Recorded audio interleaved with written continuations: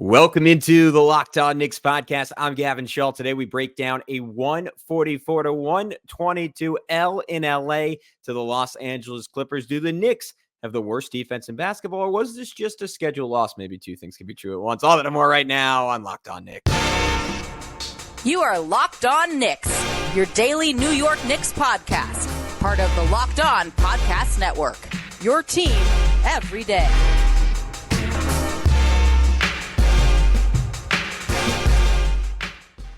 You are Locked On Knicks, and this episode is brought to you by PrizePicks, the easiest and most exciting way to play daily fantasy sports. Go to prizepicks.com/LockedOnNBA and use code all lowercase LockedOnNBA for a first deposit match up to $100. And I want to thank you for making Locked On Knicks your first listen today and every day, because we're now available on all platforms. That includes on YouTube, so you can check us out on the video side of things. Be sure to subscribe and hit that notifications bell to make sure you never miss an episode, and then do the same on the audio side, because I would really like you. But if you want me to love you, you got to subscribe to our Subtext. That means we will text you before and after every single Knicks game, and additional thoughts as rumors and news pop up, and just analysis that comes to my brain. And you can text us and ask any questions you have on the team. So just subscribe in the link in the episode description. But who's talking to you? I'm Gavin Schall, favorite play-by-play broadcaster's favorite play-by-play broadcaster, coming to you live from Phoenix, Arizona, where the one perk of that is I got to enjoy this game on Mountain Time. So unlike those of you who suffered and stayed up till 1 a.m., I suffered and stayed up till just 11 p.m. How about that? This was a tough one for the Knicks. It was a game, if I'm being honest, I didn't have particularly high expectations for coming in. I kind of assumed they were going to lose it. The Clippers have been playing some of the best basketball in the NBA over the last 10 to 12 games since that initial losing streak keyed off by the Knicks following the Harden trade. And New York was coming off an emotional victory against Phoenix, playing on West Coast time. For them, again, they're playing this game until 1 a.m. And Jalen Brunson probably wasn't super likely to replicate that 50-point effort from a night before. And if you watch the beginning of this game, the Knicks were well in it. It was 35-33 at the end of the first quarter. The Knicks were leading late in the second quarter. And yet you never really felt comfortable because the Clippers were scoring at will.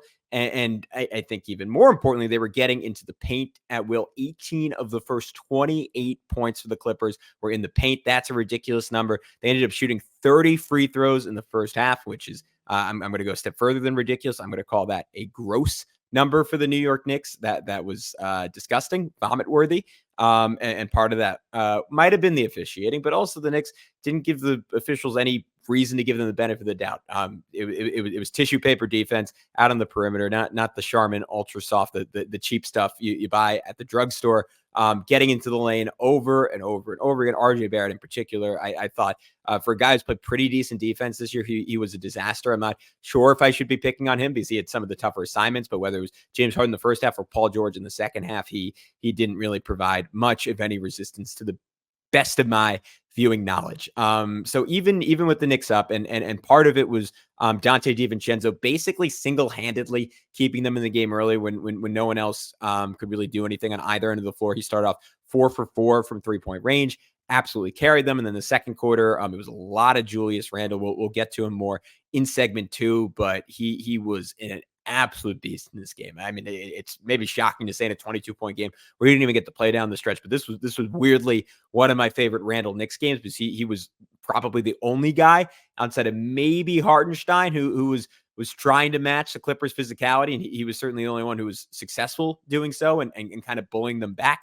But this was a disaster defensively, and it was a cherry on top of what has been a disastrous stretch for the New York Knicks defensively. And I think the best way to frame that is actually by telling you just how good their offense has been. So going back to that play-in game against the Milwaukee Bucks, the Knicks have had the 4th best offensive rating in basketball, right? 125.6. That is absolutely absurd. Coming into this year, that is a mark that would have set the all-time NBA record by a country mile. So they've been insanely elite offensively the last 6 games or so. Something I honestly never really would imagine, even over a 6-game stretch, I would see from a Tom Thibodeau coach Knicks team without a bona fide superstar, depending on how you classify Jalen Brunson. I say all that to say they are the only team in the top 6 in offensive rating over that stretch without either a 5-1 or 6-0 record. In fact, they're not even over 500. They are 2-4 over that stretch. You want to know why? Because they have played the worst defense in the NBA over that stretch. 131.3 points allowed per 100 possessions. That is clear-cut the worst defense in basketball over these last 6 games. And that is a number that would also far and away be the record for the worst defense in NBA history. So it has been historically poor stuff for the New York Knicks. Obviously down Mitchell Robinson for 4.5 of those 6 games. A really important caveat, because I think Mitch obviously would have made an incredible defense. Yeah, incredible defense, incredible difference with his incredible defense. And it's become very clear just how valuable he is to the Knicks on the end. And I think we all thought he was very valuable, and we all thought he was deserving of all defensive team consideration. Based on what's happening to the Knicks, he maybe deserves depoy consideration, because this has gone really, really far downhill. And the Clippers against a tired Knicks team, exhausted after an emotional, epic comeback victory over the Clippers, not over the Clippers, over the Suns. This Clippers team was ripe to take advantage of the Knicks' weaknesses, and boy, did they ever. Just a lot of size on the perimeter, and things got even darker when 8 minutes into his run, Josh Hart was ejected from this basketball game, picking up 2 quick fouls, arguing two quick texts, arguing a call.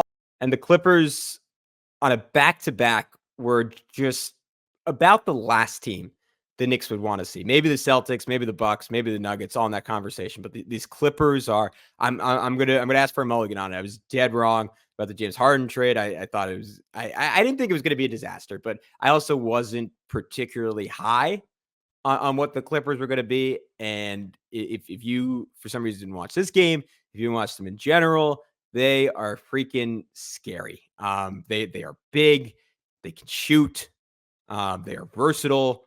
Harden is obviously not in the same universe as a scorer as he was in his Rockets tenure and maybe even in his Sixers tenure, but he is still as good of a passer as there is maybe this side of Nikola Jokic and Tyrese Halliburton and LeBron James. In the NBA, he is a basketball genius, and he shredded the Knicks throughout the first half. And then second quarter, third quarter, fourth quarter, it was Kawhi Leonard and Paul George. Those two guys combined for 61 points, 11 assists, 11 rebounds, shot a combined 23 of 34 from the field, 8 for 12 from 3-point range, 7 of 7 from the line. It was a masterclass. And I think what was most concerning about it was the fact that the Knicks, I don't even think played with terrible effort defensively. They certainly didn't play with great effort. There was nothing particularly exceptional out there, but they played with fine effort. And it was just without Josh Hart, outside of those 8 minutes, without Mitchell Robinson, they didn't have anything close to the personnel to stop this team. I'm not even going to say we. I've said it over and over and over again on this podcast. The Knicks' lack of size stands out against certain teams, whether it's the Celtics, whether it's the Pelicans, a little bit against the Timberwolves, and so much last night against the Los Angeles Clippers. They are small on the perimeter, and there are very few players in the league better equipped to take advantage of that than Kawhi and Paul George. And last night they did over and over and over again. Even Russell Westbrook at times was bullying Jalen Brunson or bullying Emmanuel Quickly. Ivica Zubac was torturing Jericho Sims to the point that Tom Thibodeau had to put a grenade into his normal rotation and sub in Isaiah Hardenstein just 5 minutes into this ballgame, which if anyone who's watched Tom Thibodeau knows, he does not want to mess with his typical rotation. He does not like adjusting on the fly. So this was a disaster of a game defensively. Are the Knicks quite this bad on that end of the floor? No, I don't think so. I think things are going to normalize. Teams have shot exceptionally well against them from 3-point range. They've made a lot of tough shots over this stretch that the Knicks have had relatively good contests on. But because of their lack of size, because of no Mitchell Robinson to make miracles happen on the interior, there are going to be nights like this, particularly against the best teams in the NBA. And that is very, very worrisome because obviously Mitchell Robinson is not coming back anytime soon. On that somber note, we will take a very quick break. But when we come back, we are going to continue talking about this one. And in particular, Julius Randle and how he was a shining light in an otherwise dismal performance for the New York Knicks. But before we get to that, I wanted to tell you guys about our good friends over at PrizePicks. So you might be asking yourself at home, what is PrizePicks? Well, PrizePicks is the largest daily fantasy sports DFS platform in North America with the easiest and most exciting way to play DFS. It's just you against the numbers instead of battling thousands of other players, including pros and sharks. You pick more than or less than on 2 to 6 player stat projections and watch the winnings roll in. So that means, the people out there, you probably have one in your life, but the guys who went to an MIT or Harvard or some other borderline Ivy League school and studied statistics and live in their mom's basement and have the capital to put in thousands of daily fantasy entries, and you're inevitably going to lose to, you don't have to worry about those guys with PrizePicks. That is the beauty of it. And they also offer you the opportunity to play along celebrities, which I think is really cool. If you want to play along guys like rapper Meek Mill and comedian Andrew Schultz, you can now do so in the community plays under the promos tab of the app to view entries from some of the biggest names in the PrizePicks community each and every week. PrizePicks even offers a reboot policy so that your entries stay relevant, even if one of your players gets injured. For football and basketball games, if your player exits the game in the first half and does not return in the second, that player is rebooted. If you guys have ever done daily fantasy or regular fantasy sports, one of the biggest frustrations is having the perfect pick and having it not work out for a reason out of your control, such as an injury. PrizePicks, again, you don't have to worry about that because they are the only daily fantasy sports platform with an injury insurance policy. So go to prizepicks.com/LockedOnNBA and use code LockedOnNBA for first deposit match up to $100. Once again, go to prizepicks.com/LockedOnNBA and use code LockedOnNBA for first deposit match up to $100. PrizePicks, daily fantasy sports made easy. All right, Julius Randle. I thought he was fantastic in this basketball game.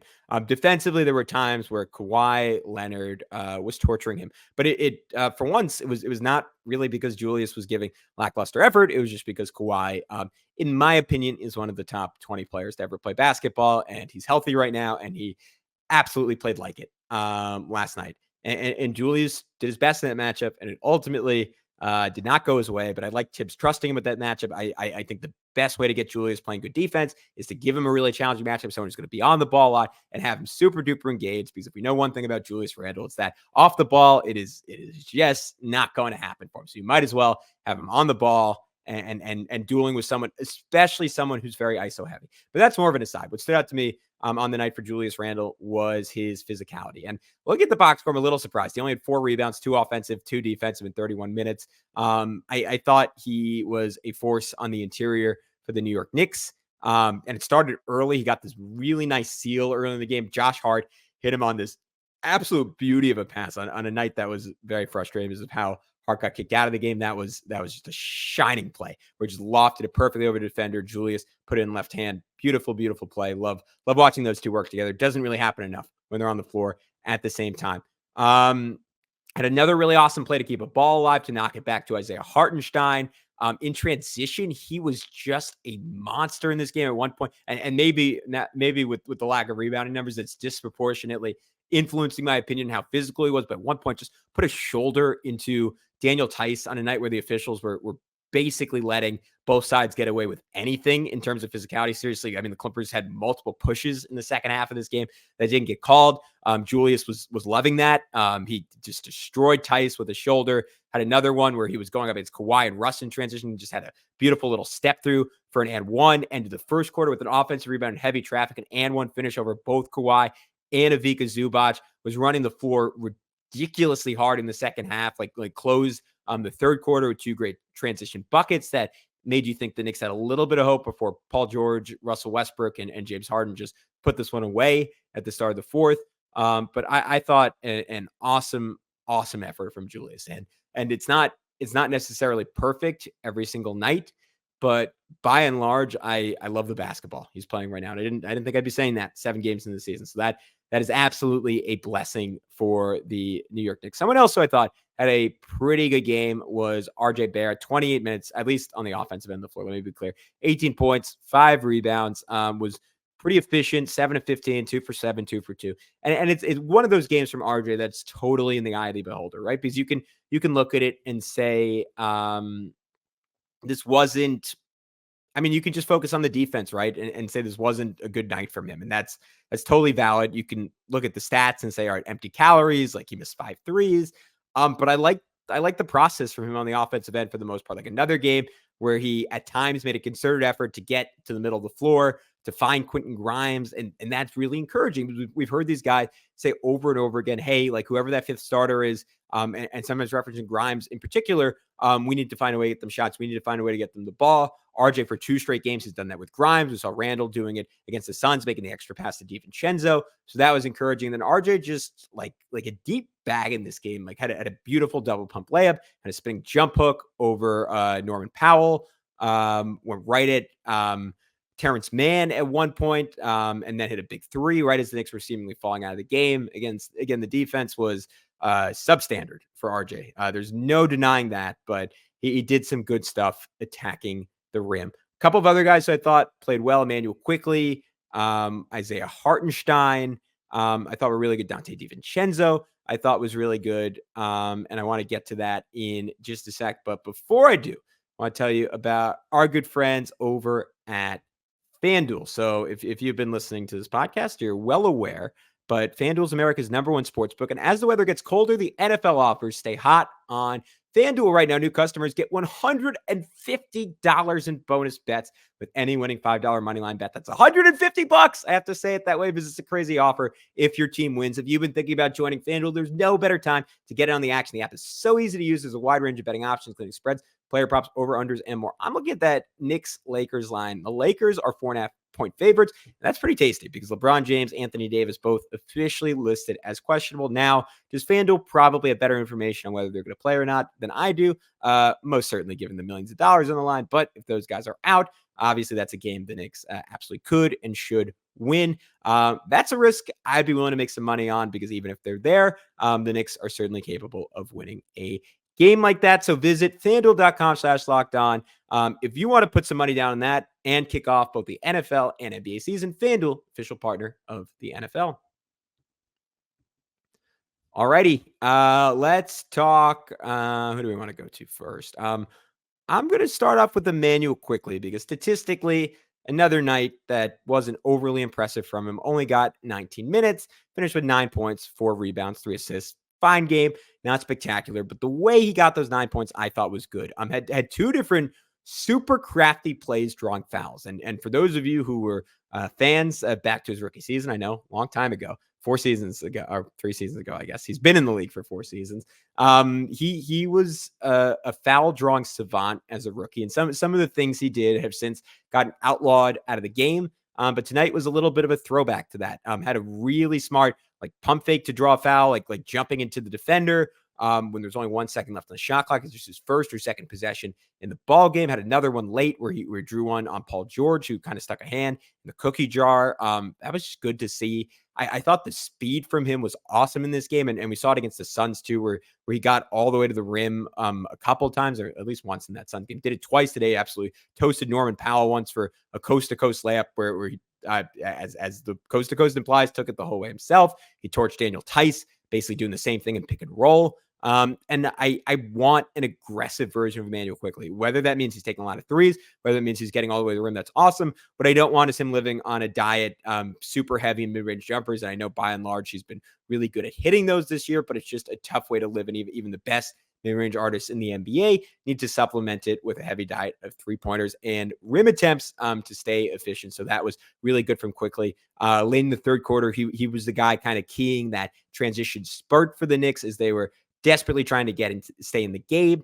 Had a great push and a throw ahead to Grimes for a layup. Really nice finish by Grimes. Had another one to Randall. They were down by 20, got them within, I think as close as 13, maybe it was 15 at the end of that third quarter before, again, I haven't done like a strict recap of this, but the Clippers just pulled away to start the fourth. Paul George was hitting everything. James Harden was spraying passes out to the perimeter again. Just beautiful stuff.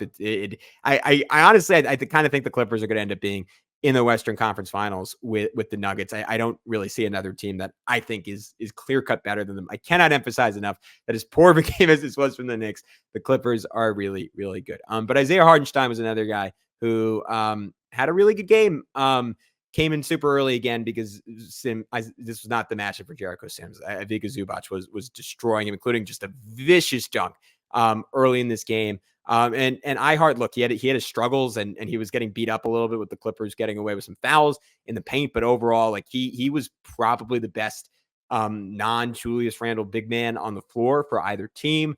The pick and roll play for him continues to be really good. Had another super nice sequence with Jalen Brunson, who squeezed in a beautiful past him, who's just super patient, finishing over Daniel Tyson. This is something I've noted the last couple of podcasts, but there have been times in the past, particularly when he has come off the bench, where he tends to rush things around the rim.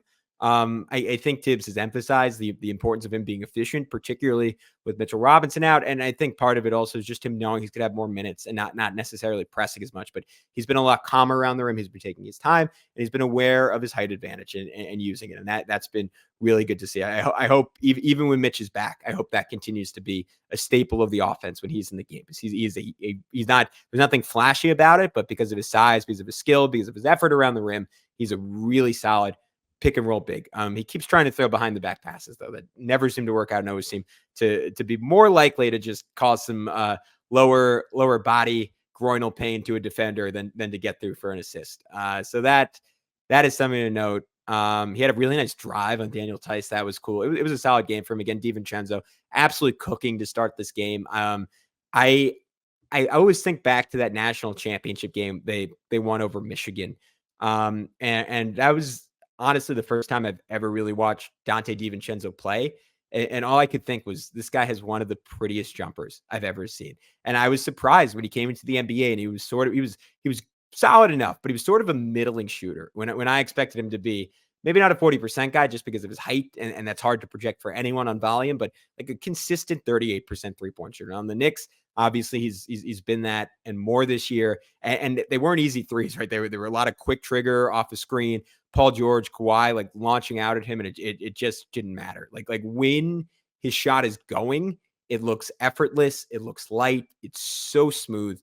He's up there with Quentin Grimes in terms of just beautiful shooting motions and shot trajectories on the New York Knicks. So that was cool to see. Kind of fell off a little bit as the game went along, and obviously didn't really do anything to make much of a difference on defense in this one. Again, Josh Hart, I thought it was a fun start to him for this game, and they, like, if I were to rank the Knicks' most valuable players coming into this one, it's probably Jalen Brunson first, Isaiah Hartenstein second, just because they have no one else at center, Julius Randle third, and then it probably would have been Josh Hart fourth, just because despite the lack of height, he's sort of the one guy with the physicality to compete with a Paul George, to compete with a Kawhi Leonard. Maybe like Quentin Grimes had some decent possessions against those guys. And he got himself kicked out 8 minutes in, and it was a shame because he had some really good defensive possessions. Him and Russell Westbrook as two just sickos, like going at it, had some really fun battles. But ultimately, you lose him 8 minutes in. And look, I don't know what he said. As Alan Hahn pointed out on the MSG broadcast, like he was walking away when he said it, and typically when that happens, you don't see guys getting ejected. So I would assume it was something pretty egregious. That sucked. That was the game for the Knicks. Like, especially, and this was something Mike Breen noted, like with a back-to-back, you need the guy who's going to provide that manic effort every single night and raise everyone else's level on the defensive end of the floor. And once he was out, it was curtains for the Knicks. They didn't really stand much of a chance in this one. They'll have a chance to rebound tomorrow night against the Los Angeles Lakers. Alex Wolf will have that recap for you, and then we'll reconvene later in the week for a bunch of fun shows. But until then, I'm Gavin Schall. This has been Locked On Knicks. We'll talk to you very, very soon.